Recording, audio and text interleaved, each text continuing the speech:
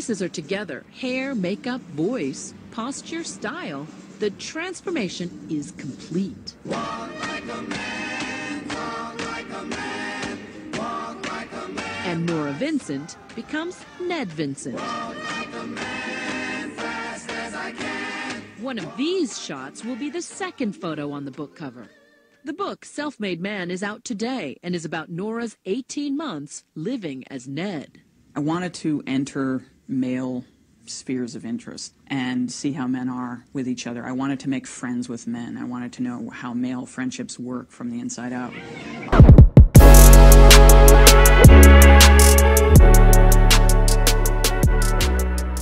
Yo, welcome back to a brand new video.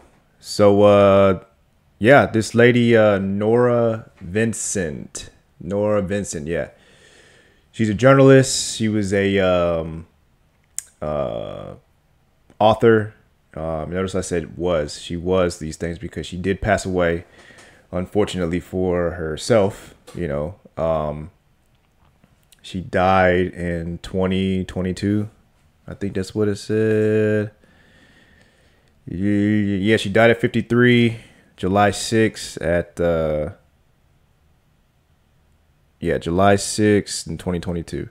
She's 53 years old. And it says she died from assisted suicide.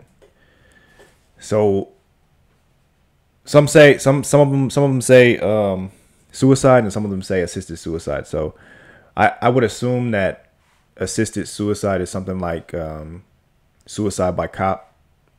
You know, somebody goes into a situation and just points a gun at a police officer. You're expecting them to shoot you because that's what you want them to do, right? This wasn't her situation. It wasn't. She actually died in the clinic. So I'm assuming she had somebody help her kill herself. Is what she wanted. I don't know. I don't know the whole details, and I don't even know if it goes into details online about what actually happened at the clinic. But she was in Switzerland at some clinic. So, and some people say that it was because of this change that she made. You know, being a man for 18 months. She wanted to know. She was a feminist, an activist, and she felt like that life was, you know, easier as a man. But she didn't just feel that way. She was like, you know what? I'm gonna prove it. I'm gonna prove that life as a man is easier. Or she thought maybe let me see how it is. She just wanted to know how is it being a man. And to her surprise, she realized that it's not that easy. It's not that easy being a man. And I'm not going to get into all the details about, you know, how men's life are hard and this, that, and the other, play the victim. Because even as a man, you're not supposed to play the victim. You're just supposed to be a man. Just do what men do. And, you know, that's where that saying comes from, you know, be a man or man up, stuff like that. People say that and the men understand it. But when a woman says it, she doesn't even really get the concept of being a man, you know. And this lady, she went through it. She attempted it. And like I said, I don't know if that had anything to do with like some type of personality disorder or whatever.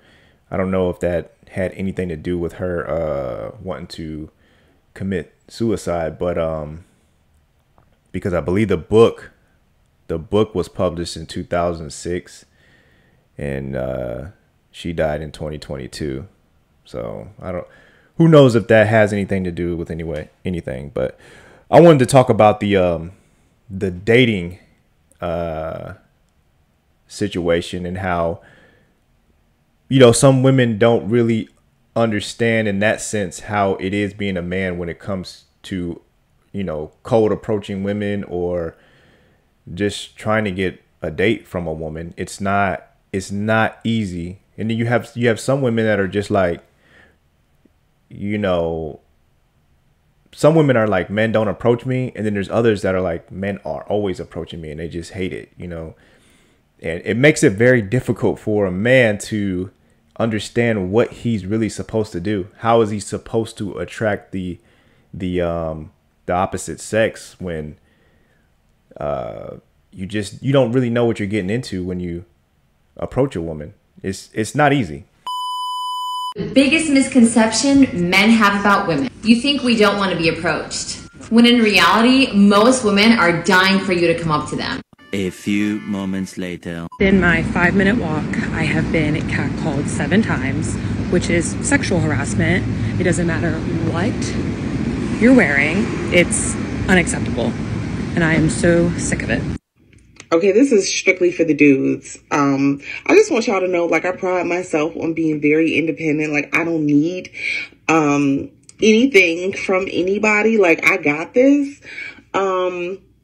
So with that being said, if you see me at the gas station and you are interested in talking to me, maybe asking me for my number, the first thing you need to do is offer to pump this gas. Not pay for it, but pump it. Don't come over there talking to me while I'm putting in my PIN number, opening up the cap to my gas tank, grabbing the nozzle and pumping the gas, and think I'm about to sit here and have a whole conversation with you. And you haven't even offered to pump the gas for me. Like, what? Yeah, so as you can see how difficult it could be to cold approach a woman. I think men are kind of like, it's always like a timing type of thing. It's the right time, the right moment. I mean, if you're somebody who is, real thirsty for women or even confident, or not even, you've gotten rejected so many times that you're practically numb, then you're going to go out and you're going to approach every woman you see, because it doesn't really matter to you. You know what I'm saying? So you're not really necessarily waiting to approach the right woman. You're just trying to approach as many women as possible and land whatever you can. That's a way of doing it, you know what I'm saying? But is it optimal? No. I mean, it's kind of I think you're going to end up wasting your time. More than likely, you're just going to end up wasting your time. But yeah, as you can see, these women are flip-floppy, you know what I'm saying? They can, sometimes they want you to approach them, and then if you get approached too much, then it's like, I don't like to be catcalled, I don't like this, I don't like that. So it's really, and then this other lady, she wants you to basically, perform for her. If I'm pumping my gas and you want to talk to me, you need to pump my gas first. You got to do something for me first to even talk to me. And so that's the difference. You're going to have different types of personalities with women. And I don't think this is not going to change. So all men can do, all you guys can do, we can't complain about it. All we can do is just continue to better yourself and be that person of not necessarily status, but I don't think you should chase women at all. I mean, it actually doesn't even make sense. You're chasing a woman to basically take care of her. It's a little, I don't know, it just really doesn't make that much sense. So, but you guys can do what you want to do, you know what I'm saying? But this lady, before she wrote this book, this is what happened to her, when she tried to cold approach women. She actually experienced it for herself, which women would never put themselves in that position to get rejected like men do all the time. A woman. Where'd your friend go? We went with him to this bar wearing hidden cameras. This is my friend JC, I'm Ned. Nora was reminded that in this arena, it's women who have all the power. We sit there and we just with one word, no, will crush someone. And the thing is, we don't have to do the part where you cross the room, and you go up to a stranger and say the first words. And those first words are so hard to say without sounding like a cheese ball or sounding like a jerk or whatever else. And what do you guys do? Nora says the brush-off Barbara Jones gave Ned was typical. She was just sort of emblazoned with hostility, you know, just looked at you and you saw everything cross her face, which was, oh, God help me, not again. I'm trying to have a drink with a friend and I've got to deal with you. Barbara was trying to dispose of Ned before her friend returned from the bathroom. Anyway, we haven't seen each other in a while, so just to let you know. Yeah. Gotta head out to mom. But Ned returned and told Barbara the truth about her gender. You're saying you gave us all the lines, like, try to get rid of us. I see, and as a woman, I have such sympathy. I'm like, oh, I hate being this guy that you're trying to get rid of. You know? Talking to a woman, Barbara seemed more open and friendly, and in the end actually apologized for how she had treated Ned. So Sorry for being bitchy. please. Does that kind of living in the skin of a man in the bar scene, in the dating scene, give you a different kind of respect for men? It gives me a certain definite sympathy. And I don't mean that there's any disrespect, but it just makes me understand what's going on. So you could tell, like, that once that female realized that she was talking to a female, she let her guard down and, you know, she apologized. She was more comfortable, you know, talking to a female. And that's the advantage of being a female. I think that's something that should be looked at as that's a praise for a woman. You know, we often don't, well, sometimes we don't praise some of the things that women bring, which is that comfortableness with them, you know, being able to talk to a woman. Like if I remember growing up, and if I ever had some type of health issue or health scare or something like that, I would always call my mom. I would call my mom and or approach my mom, whatever. And you know, even to this day, you know, I look to her for that type of comfort. You know what I'm saying? It's easier to talk to her about those type of things. And that's what women are good at. They're good at reading people. They're good at the comfort thing. They're good at listening to, you know, certain, you know, problems and things like that. I mean, as a man, you can't pour out all your problems on a woman. Don't do that. But you can talk to women, and they give you that comfort. You know, when I had other issues, you know, life type of issues, things that were difficult times, and I would go to my dad. I'd go to my dad for that type of advice. So that just shows that men and women are different. And with her doing this experiment, she kind of realized that men, it's hard to be a man in that sense when it comes to approaching women, and building that confidence is one of the key things that you're going to have to do as a man, and just say, you know, especially if it's somebody that you like or whatever like that. But you have to be, men are different though. They approach women different. It's all about timing with women, or with men. It's all about timing. You can't just go out and just approach every girl you see. Every chick you're attracted to, you can't approach them, because usually it's not even the right time. Even though us guys might grow up with the idea that we're supposed to do something, and if we don't get taught by our parents that, we get taught by movies at the very least, we grow up to think we should be doing something, and that makes most of us feel inadequate, because most of us have never been taught how to do anything. So now what happens is we walk through life seeing women that we're attracted to and not being able to do anything. That's a guy's life. Some guys approach everybody. Some. But what do you think that is as a percentage, really? What do you think? If this is all guys, this many are running up to every woman they like.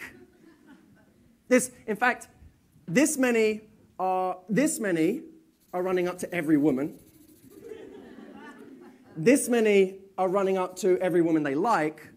And the rest of us, this many, will never approach a woman. And the rest of us, we wait for the right moment. And we're not very good at judging when is the right moment. We also don't know what to do when we've decided it's the right moment, which is why you guys constantly experience guys coming up to you and doing creepy shit.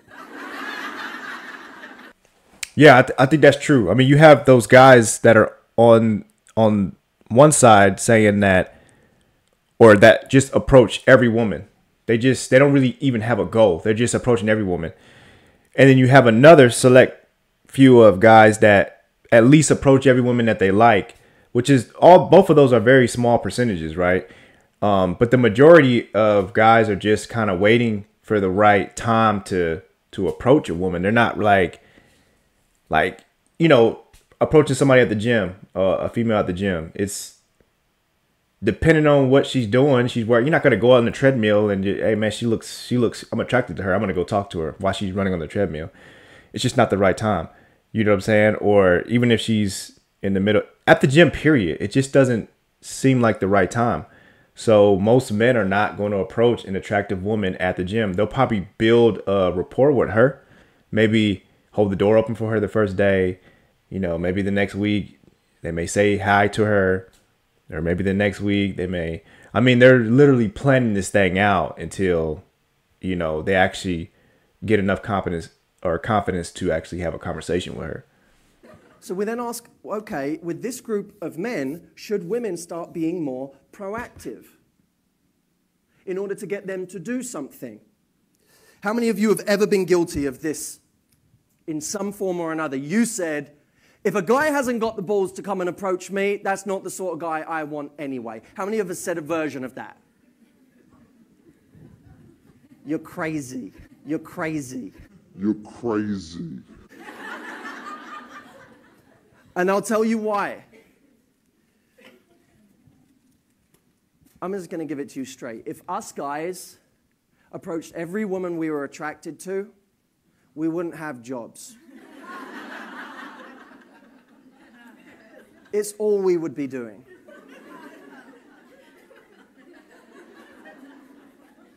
So the idea that if a guy doesn't come up to me, I'm just not interested in him is ridiculous. Ridiculous. Guys, out of 30 women that they might be attracted to, maybe will approach one. Maybe we'll approach one. Maybe we'll find the right moment with one of them. And here's what I mean by the right moment. A moment which he feels is easy enough to do something. Every other moment, the moment it presents too many hurdles, he doesn't do it. You're with a big group of friends, not going to do it. You're in a rush and you have that look on your face like, I'm just getting my coffee and I got to get to work because I'm in a meeting and I got this stuff and I got this stuff and I got to go and I got to go. Text, oh my God, so many things. Yeah, I'm coming, Jake, I'm coming. He ain't coming up to you then. He sees you walking along the street in the daytime. Most guys won't approach you then. You know why? Because they're worried that they'll look creepy if they do. Really would love to talk to her. Maybe I'll look creepy if I try. Don't want to do anything. But women, what they often do is they say, oh, no, but that's not true. Guys do come up to me like that. Yeah, 1%. 1% of men. And it's always the loudest guy in the room. It's the loudest guy in the room or the loudest guy on the street. And of course that guy is the one you always meet. Of course it is. I always meet players. Of course, they're the ones who approach you. Players are the ones that are good at that. They're the ones that do approach you. So if you're hanging back and waiting for guys to do it, of course you only meet players. Of course you only meet the loudest guy in the room. Of course you only meet that cocky guy who doesn't actually give you anything more. Of course. Because 10 minutes later, he's doing it with the next person. And tomorrow night, he's doing it with the next person. Not true in all cases, but certainly in many. With these guys, they're trying to find the right moment. So, my friends, it's not about you making the move, per se. It's about you giving him a license to make the move. Because if you're the 1 in 30 that makes it easy, you're the one he's coming up to. You're the one he's going to try with. Don't be easy, but in the first 5 seconds, be easy. Yes. So basically, I agree with him for the most part. I just think it's what he's in a simpler form. He's just saying be approachable. if you are interested in a guy and you want him, maybe you want him to talk to you. You know, back in the day, they used to do this thing. I mean, a long time ago, it's like this thing where they would throw the handkerchief down and that would signal, you know, the man to come approach her. You know what I'm saying? She's basically telling the man, you know, I'm throwing this handkerchief for you to come. She's giving you that signal. You know what I'm saying? So women don't really do that. They don't give that signal anymore. And they just kind of reject every man that approaches them. How you expect to get a man if you just rejecting every dude that approaches you? How do you even know the difference between a good guy and a bad guy? So just because he approached you, you just reject him because, you know, you don't feel like being approached that day. And I can understand that. I can understand that to a certain degree. So I guess I'm just talking to the women that are actually looking for a relationship. If you are actively looking for a relationship, then you have to be approachable, and you have to stop being in places where certain type of, you know, I don't want to say bad men, but certain type of men that you're not interested in. You want to stay away from those places where they hang out. So if you somebody that's in the streets all the time, you in the club, you know, a lot of guys who are looking for a wife or a serious relationship, they're really not in the clubs. That's not what guys go to clubs for. I don't know if you know that, but guys don't go in the club for that reason. They go to clubs to get some ass. You know what I'm saying? So if you're at the club, then you're on that list of one of those girls they trying to get into bed with, you know? So I would stop hanging out at those types of places. You know, I can't tell you where to hang out. I mean, good guys hang out. They hang out everywhere. They hang out everywhere. They're at the gym. They're at, I think a good place to find a good guy is at the gym. Honestly, you know what I'm saying? Somebody that's, I mean, that's a good sign that somebody is taking control of their life. You know, if they're in the gym, that is a good sign. But you know, guys are everywhere. They're in gyms, they're in stores, they're shopping, they're in you know, they're everywhere, you know. So you just got to be approachable. And so women have to be more proactive about the guys that they want to get with. And men, you guys just have to be more you know, continue to better yourself. You know, I'm always going to be somebody that advocates for the gym. That's a place to start getting in the gym, because it builds a foundation for you, right? You have to get your funds right. You have to think about, I know a lot of people don't say, you know, a lot of people say money isn't everything, and it's not everything, but it is a component in being successful. You know, you don't have to have a lot of money to be successful, but you have to have some. I mean, it does represent success when you are able to have the means, you know. So yeah, this lady, 53-year-old lady, you know, she went through it herself. She saw that it's not that easy approaching women, and it's something that men don't really talk about. And there's a lot of other things that she noticed that men go through on a day-to-day basis. Well, I'm not going to get into that. I just wanted to talk about the dating situation, how, you know, things have changed over the years, and a lot of people are not getting married. A lot of people are not having serious relationships. A lot of people are not having children. It's because of the systems that are in place, and it's honestly it's the men's fault. Everything boils down to a man's fault anyway. I mean, by default. And I'm not complaining about that. That's just what it is. It's everything. If your woman cheats, most likely it was your fault. You know, if you broke, it is your fault. If you can't find a woman, it is your fault. If you choose the wrong woman, it's your fault. If you marry the wrong woman, it's your fault. I mean, it's just,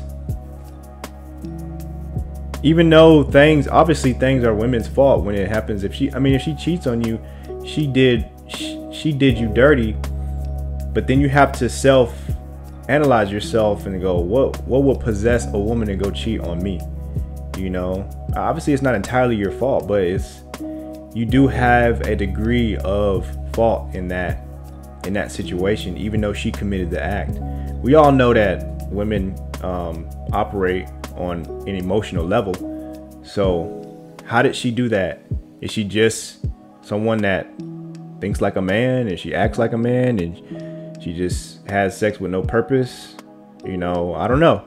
That could be the case, but I think it is smart to self-analyze yourself and say, you know, what could I have done better? Even though it was ultimately her fault, but you could always do better. As a man, you can always do better. Just think about it that way. But let me know what you guys think in the comments about this